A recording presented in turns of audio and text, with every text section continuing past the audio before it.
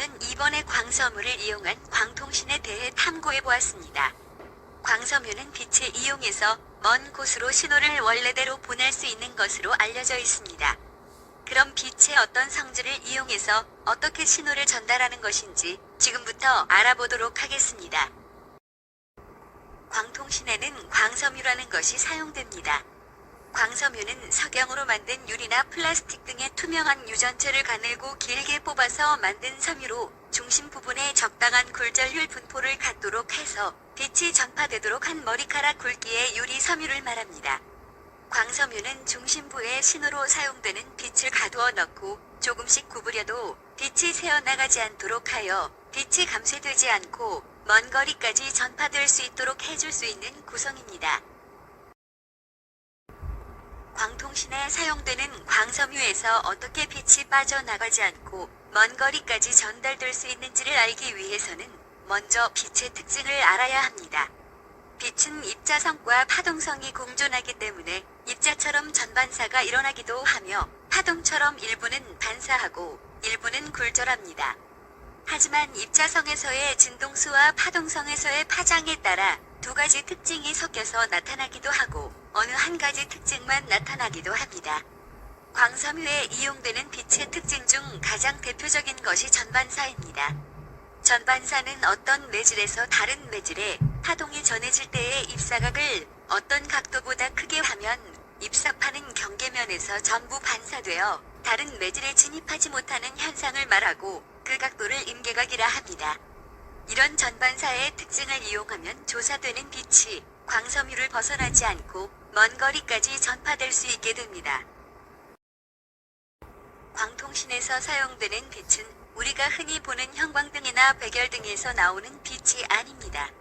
광통신에서는 빛을 먼 곳으로 보내야 하기 때문에 전반사를 일으킬 수 있는 빛의 입자성을 이용한 레이저를 이용한다고 합니다.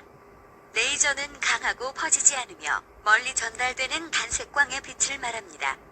그리고 레이저와 같은 빛은 단일 파장이기 때문에 파장이 정확하고 지향성과 직진성이 좋아서 입자적인 특성이 강합니다.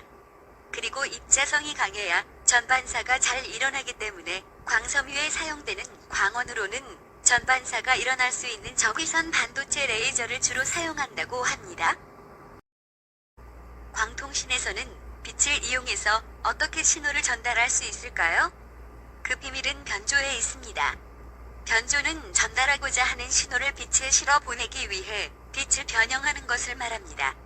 빛을 변형하는 방법으로는 빛의 강도를 변화시키는 방법이 있고 빛을 껐다 켰다 하는 방법이 있습니다.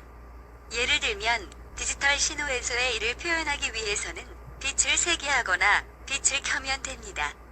반대로 디지털 신호에서의 0을 표현하기 위해서는 빛을 약하게 하거나 빛을 끄면 됩니다. 이렇게 해서 디지털 신호에서의 0과 1을 표현하게 됩니다. 마지막으로 앞에서 설명한 광섬유를 이용해서 어떻게 광통신이 이루어지는지 살펴보겠습니다. 먼저 왼쪽 위에 있는 컴퓨터에서 보내고 싶은 정보를 입력합니다.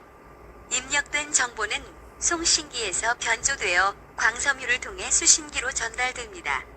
전달되는 과정에서 빛에 포함된 디지털 신호를 원래대로 복원하는 과정인 복조라는 과정을 거치게 됩니다. 복조된 신호는 오른쪽 위에 있는 목적지 컴퓨터로 전송되어 통신이 이루어지게 됩니다. 마지막으로 광통신을 이용하면 어떤 점들이 좋은지 알아보겠습니다. 먼저 광섬유는 전송 손실이 낮기 때문에 장거리 통신이 가능하다는 것입니다. 두 번째로 광섬유는 기존에 사용하던 구리선보다 더 많은 정보를 전송할 수 있습니다. 그리고 광섬유는 염분, 오염, 부식과 같은 환경 조건에 더 강합니다. 이 외에도 여러 가지 장점이 많습니다. 광통신 비용적인 측면에서는 기존의 구리선을 이용한 비용보다는 비싸지만 여러 가지 장점으로 인해 현재는 광통신이 많이 이용되고 있습니다. 이상으로 광섬유를 이용한 광통신에 대해 말씀드렸습니다. 감사합니다.